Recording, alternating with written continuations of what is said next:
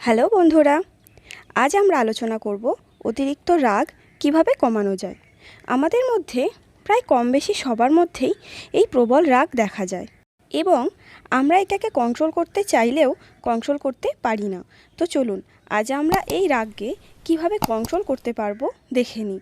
ভিডিওকে স্কিপ না করে দেখতে থাকুন।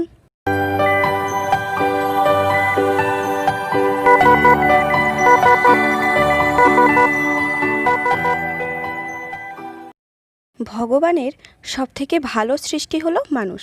সুখ দুঃখ কষ্ট আনন্দ সব কিছু নিজের ইচ্ছা মতো প্রকাশ করতে পারে। অনুভূতি প্রকাশ করার মধ্যে দিয়ে নিজের ভালো লাগা এবং খারাপ লাগাকে ব্যক্ত করে। সব অনুভূতির কিছু ভালো দিক আছে, তেমনই কিছু খারাপ দিক আছে, যার মধ্যে মানুষের রাগ অন্যতম। বাকি আর 5টা অনুভূতির মতো রাগও একটি অনুভূতি, যা নিয়ন্ত্রণে থাকলে ভালো, কিন্তু অনিয়ন্ত্রিত হলেই মুশকিল। মাত্রাতিরিক্ত রাগ যেমন নিজের শরীর খারাপ হয়, তেমনি দৈনন্দিন কাজ, সম্পর্ক, পরিবার নষ্ট হতে পারে। রাগ খুবই স্বাভাবিক একটি আবেগ এবং এটি স্বাস্থ্যকর, তবে যতক্ষণ এর উপর তোমার নিয়ন্ত্রণ আছে ততক্ষণই এটা ভালো। যখনই দেখবে রাগ তোমার নিয়ন্ত্রণের বাইরে চলে যাচ্ছে, তখন তোমার নিজেকে এবং আশেপাশের মানুষদের নিরাপদে রাখার জন্য তোমাকে কিছু একটা করতে হবে। আপনি যদি আপনার রাগের কারণগুলো প্রকাশ করতে পারেন, তাহলে আপনার ভিতরে জমে থাকা রাগ অনেকটা বের হয়ে আসবে। যখনই আপনার মনে হবে রাগ নিয়ন্ত্রণের বাইরে চলে যাচ্ছে এবং শরীরের ভিতরে বিক্রিয়াগুলো শুরু হয়ে গেছে, তখনই আপনারা যা যা করতে পারেন সেগুলো এবার দেখে নেওয়া যাক। প্রথম হলো কারণ খুঁজুন। কখন কোন সময় রাগ হচ্ছে এটা মনে মনে ভাবুন। আপনার কি রাগ করা উচিত?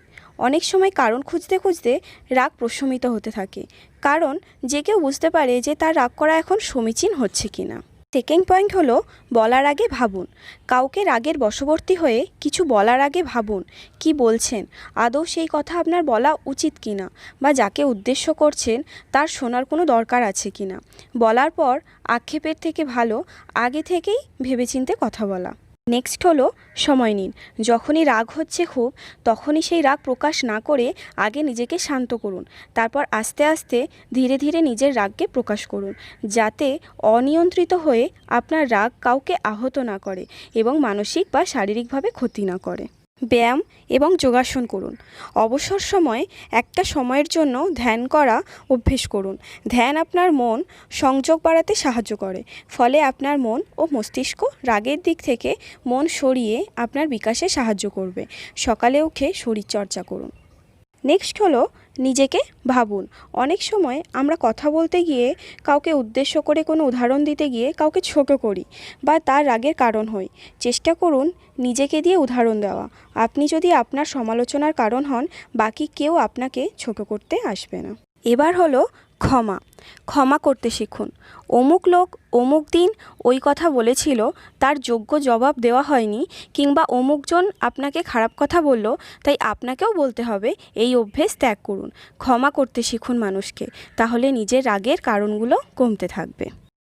নিজের মধ্যে রসবোধ আনতে শিখুন। নিজের মধ্যে রসবোধ আনার চেষ্টা করুন। সবসময় মুখ গোমড়া করে দুনিয়াকে দেখলে পুরো দুনিয়াই আপনার বিপরীত মনে হবে। চেষ্টা করুন রাস্তায় বেরোলে, ট্রেন বা গাড়িতে কোনো সমস্যা হলে সেটা অন্যের অসুবিধা বোঝার মধ্য দিয়ে কৌতুক দিয়ে জয় করতে শিখুন। এতে অন্যের খুশির কারণ আপনি হবেন, রাগ কমবে এবং দিন ভালো যাবে। এছাড়াও যখন আপনার খুব রাগ হবে, ধীরে ও লম্বা করে শ্বাস নিন এবং তার থেকে বেশি সময় নিয়ে শ্বাস ছাড়ুন। আপনার শ্বাস প্রশ্বাস শিথিল করতে একে সাহায্য করবে। চোখ বন্ধ করে কোনো পছন্দের ব্যক্তি, স্থান এবং এমন কিছু কথা ভাবুন যা আপনাকে আনন্দ দেয়। এটা আপনাকে শান্ত হতে সাহায্য করবে। যে কারণে রাগ হচ্ছে, ওই পরিস্থিতি থেকে বের হয়ে আসুন, সেখান থেকে নিজেকে সরিয়ে নিন। তাতেও হয়তো আপনার রাগ প্রশমিত হবে এবং শারীরিক যে টেনশনটা হচ্ছে সেটাকে ছেড়ে দেওয়ার চেষ্টা করুন। আশা করব ভিডিওটি আপনাদের কাজে লাগবে এবং ভিডিওটি ভালো লাগলে অবশ্যই একটি লাইক করবেন এবং চ্যানেলটি সাবস্ক্রাইব করতে ভুলবেন না। And thank you for watching my video.